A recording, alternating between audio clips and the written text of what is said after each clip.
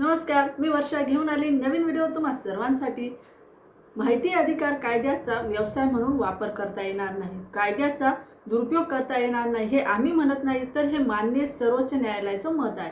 सर्वोच्च न्यायालयाचे देखील ही बाब लक्षात आलेली आहे की काही व्यक्ती माहिती अधिकार कायद्याचा व्यवसाय म्हणून वापर करू लागले आहे। ब्लॅकमेलिंगचा एक व्यवसाय म्हणून त्यांनी या माहिती अधिकाराचा दुरुपयोग केलेला आहे आणि यामुळे शासकीय अधिकारी कर्मचारी यांना नाहक त्रास सहन करावा लागत आहे।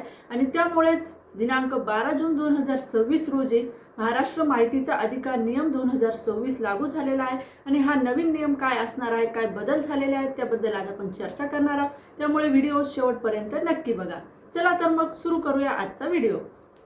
माहिती मागण्याची कार्यपद्धती कुठली असणार आहे, त्यासाठी शुल्क किती आकारण्यात येणार आहे आणि त्यानंतर माहिती अधिकारचा जो अर्ज असणार आहे त्यासोबत काय आवश्यक कागदपत्रे जोडावी लागणार आहेत, तसेच माहिती आपल्याला जी मिळणार आहे त्या माहितीसाठी काय आपल्याला शुल्क द्यावं लागणार आहे, या संदर्भात सर्व इत्थंभूत माहिती आपण या व्हिडिओमध्ये बघणार आहोत। तर सर्वात प्रथम आपण बघूया माहिती मागवण्याची कार्यपद्धती काय असणार आहे। तर ज्या कोणी व्यक्तीला माहिती हवी असेल त्या व्यक्तीने साध्या कागदावर किंवा माहिती अधिकार नियमाच्या 6च्या पोटकलम 1 अन्वये जे जोडपत्र दिलेले आहे त्या नमुन्यात देखील माहिती आपण मागू शकतात।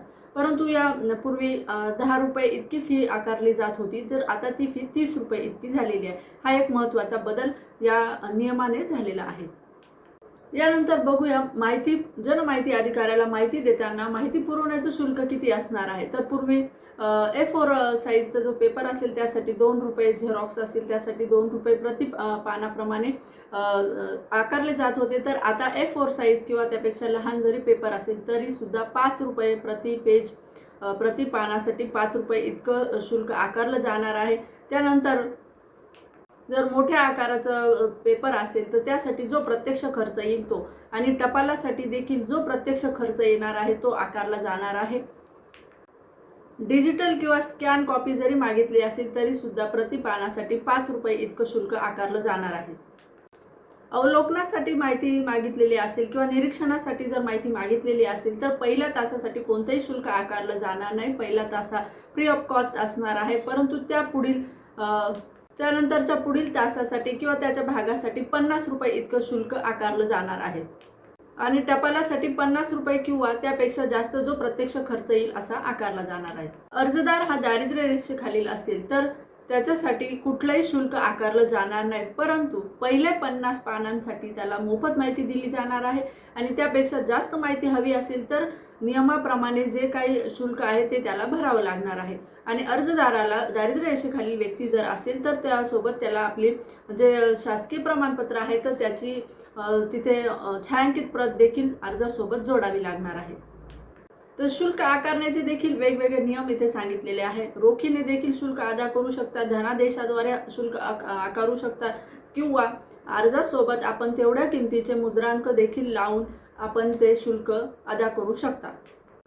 शुल्क आकारण्याचे देखील वेगवेगळे मार्ग इथे सांगितलेले आहे। तर पहिलं जे आहे की रीतसर पावती घेऊन रोखीने माहिती अधिकार नियमाखाली जी काही फी असेल ती आपण अदा करू शकता। त्यानंतर आहे की न्यायालयाचे तेवढ्या रकमेचे मुद्रांक आपण त्या अर्जावरती चिकटवू शकतात। त्यानंतर दुसरं आहे UPI द्वारे जर त्या प्राधिकरणाकडे ऑनलाईन सुविधा असेल पेमेंटची तर आपण ऑनलाईन देखील पेमेंट करू शकता।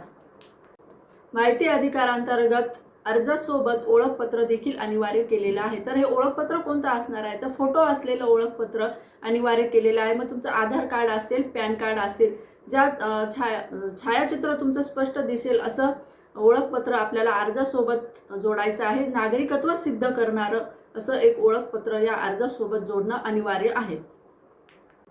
अर्जासोबत जोडलेलं ओळखपत्र हे स्वयं साक्षांकित केलेलं असावं। जर अर्जासोबत असं ओळखपत्र जोडलेलं नसेल तर जनमाहिती अधिकारी असा अर्ज ओळखपत्र सादर करण्यासाठी अर्जदाराकडे परत करू शकतो। माहिती अधिकार अधिनियमाखाली जे काही व्यक्तीने अर्ज केलेला आहे तर तो एकाच विषयाशी संबंधित आवश्यक आहे आणि एका विषयापेक्षा अधिक विषयाची माहिती मागितलेली असेल तर पहिल्याच विषयाची माहिती देऊन इतर विषयांसाठी स्वतंत्र अर्ज करण्यासाठी जनमाहिती अधिकारी कळू शकतो। आणि एक विषय जो आहे तो 150 शब्दांपेक्षा अधिक असणार नाही याची काळजी अर्जदाराने घेतली पाहिजे। तर हा एक महत्त्वाचा बदल यामध्ये झालेला आहे। तसेच अजून एक बदल झालेला आहे की वारंवार एकाच विषयाची माहिती मागता येणार नाही। जर एखाद्या विषयाची माहिती जनमाहिती अधिकाऱ्यांनी यापूर्वी दिलेली आहे तर त्या माहितीचा संदर्भ टाकून असा अर्ज जनमाहिती अधिकारी निकालात काढू शकतो। ही एक महत्त्वाची आणि स्वागतार्ह अशी एक बाब या नियमाने झालेली आहे। यानंतर अतिशय एक महत्त्वाचा बदल आणि एक स्वागतार्ह असा बदल या नियमाने झालेला आहे की आधीच संकेतस्थळावर उपलब्ध असलेली माहिती नाकारण्याचा अधिकार जनमाहिती अधिकाऱ्याला प्राप्त झालेला आहे की ज्या विषयासंबंधित माहिती आधीच त्या प्राधिकरणाच्या वेबसाईटवर शासनाच्या अधिकृत संकेतस्थळावरती उपलब्ध केलेली आहे, तसेच माहिती जर परत माहिती अधिकार कायद्याखाली किंवा त्या माहिती अधिकाराच्या अर्जात जर संबंधित अर्जदार मागत असेल तर अशी माहिती नाकारण्याचा अधिकार हा जनमाहिती अधिकाऱ्याला आहे। संबंधित संकेतस्थळावरून अशी माहिती डाउनलोड करून घ्या किंवा अशी माहिती उपलब्ध आहे अशा स्वरूपात आपण त्या अर्जदाराला कळवू शकतो। तसेच यात अजून एक बदल झालेला आहे, जी माहिती वेबसाईटला उपलब्ध आहे अशी माहिती साक्षांकन करण्यास नकार देण्याचा देखील अधिकार जनमाहिती अधिकाऱ्याला झालेला। म्हणजे संकेतस्थळावरती एखादी माहिती उपलब्ध आहे आणि तीच माहिती जर एखादा अर्जदार साक्षांकित करून मागत असेल तर नकार देण्याचा अधिकार हा जनमाहिती अधिकाऱ्याला या नियमाने मिळालेला आहे आणि तो अतिशय महत्त्वाचा आहे। त्रयस्थ व्यक्ती संदर्भातील माहिती जी आहे ती नाकारण्याचा अधिकार या नियमाने झालेला आहे की एखाद्या व्यक्तीची ती त्रयस्थ व्यक्ती आहे आणि तिची खाजगी स्वरूपाची वैयक्तिक स्वरूपाची माहिती जर एखादा अर्जदार मागत असेल तर ती नाकारण्याचा अधिकार या नियमाने प्राप्त झालेला आहे की एखाद्याच्या सार्वजनिक हितास बाधा पोचत असेल, एखाद्याची वैयक्तिक स्वरूपाची माहिती असेल तर ती नाकारण्याचा अधिकार आहे। परंतु एखाद्या कारणामुळे सार्वजनिक हितास बाधा पोचत असेल, त्रयस्थ व्यक्तीची माहिती आवश्यक असेल तर अर्जदारास ते सिद्ध करावं लागेल की यातून कुठलं सार्वजनिक हित साध्य होणार आहे। तर हे महत्त्वाचं आहे आणि माहिती अधिकाराअंतर्गत जी काही माहिती आपल्याला हवी आहे ती कशासाठी हवी आहे तर त्याचं कारण हे द्यावं लागणार आहे। त्यामुळे परिपूर्ण अर्ज असेल तरच आपल्याला तो स्वीकारता येणार आहे। हा एक महत्त्वाचा बदल झालेला आहे। आपल्याकडे बरेचदा अर्ज येत असतात आणि त्यामध्ये त्रयस्थ व्यक्तीची माहिती मागितलेली असते आणि कारण दिलेले असते सार्वजनिक हित, परंतु केवळ सार्वजनिक हितासाठी आवश्यक असं विधान देऊन चालणार नाही, तर ते सार्वजनिक हित काय आहे तर ते त्या अर्जदाराला सिद्ध करावं लागणार आहे की यातून काय साध्य होणार आहे। आणि जर तसं कुठलंही सार्वजनिक हित साध्य होत नसेल आणि त्रयस्थ व्यक्तीची माहिती मागितलेली असेल तर अशी माहिती नाकारण्याचा अधिकार जनमाहिती अधिकाऱ्याला आहे।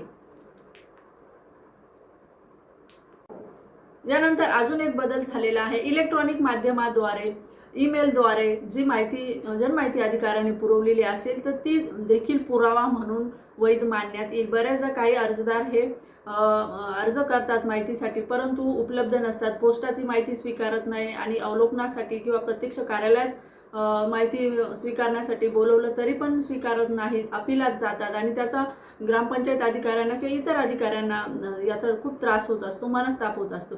परंतु या नियमाने एक बदल झालेला आहे की आपण ती माहिती ईमेलद्वारे संबंधित व्यक्तीला किंवा इतर इलेक्ट्रॉनिक माध्यम आहेत त्याद्वारे संबंधित व्यक्तीला दिली तर तो देखील पुरावा ग्राह्य धरला जाणार आहे की आपण त्या व्यक्तीला माहिती दिलेली आहे। आणि मिळालेली माहिती समाधानकारक नसेल, अर्जदाराचं समाधान झालं नसेल तर अर्जदार हे साहजिकच अपिलात जातात, प्रथम अपील, द्वितीय अपील आणि मग त्यासाठी देखील शुल्क आकारलेलं आहे। प्रथम अपीलासाठी 50 रुपये अर्जासोबत शुल्क भरावं लागणार आहे आणि राज्य माहिती आयोगाकडे अपील करण्यासाठी देखील 100 रुपये इतकं शुल्क या नियमाने भरावं लागणार आहे। राज्य माहिती आयोगाकडे अपील केल्यानंतर वारंवार तक्रारदार अपील करता गैरहजर असेल तर असे अपील फेटाळून लावण्याचा अधिकार आयोगाला आहे। तर बघा, काही ठिकाणी अर्जदार हे आहेत ते तक्रार करतात, अपील करतात परंतु स्वतः उपस्थित राहत नाही, संपूर्ण सरकारी यंत्रणा तिथे उपस्थित असते, संपूर्ण जे काही शासकीय यंत्रणा त्या अर्जाशी संबंधित आहे ते त्यांचा वेळ तिथे संपूर्ण खर्ची घालत असतात आणि यामुळे शासकीय कर्मचाऱ्यांच्या कामावर, दैनंदिन कामावर ते देखील परिणाम होत असतो। आणि याचमुळे आयोगाने हे पाऊल उचललेलं आहे की विनाकारण वेटीस धरणारे आणि ब्लॅकमेल करणारे, तसेच कर्मचाऱ्यांना नाहक RTIच्या अर्जाखाली धाक दाखवून त्यांना त्रास देणारे जे काही अर्जदार असतील त्यांना या नियमाने एक चांगली चपराक मिळालेली आहे। तर महाराष्ट्र माहितीचा अधिकार नियम 2026 अंतर्गत जे काही महत्त्वाचे बदल झालेले अतिशय स्वागतार्ह आहे। आणि तर अशा प्रकारे दिनांक 12 जून 2026 रोजी महाराष्ट्र माहितीचा अधिकार नियम 2026 लागू झालेला आहे आणि त्या संदर्भात जे काही वेगवेगळे बदल झालेले आहेत, ज्या काही वेगवेगळ्या बाबी आलेल्या आहेत, तर त्या आपण चर्चा केली त्या संदर्भातील. अशाच वेगवेगळ्या विषयांसंबंधातली माहिती मिळवण्यासाठी चॅनलला सबस्क्राईब करा. व्हिडिओ आवडल्यास व्हिडिओला लाईक करा आणि शेअर करा. धन्यवाद.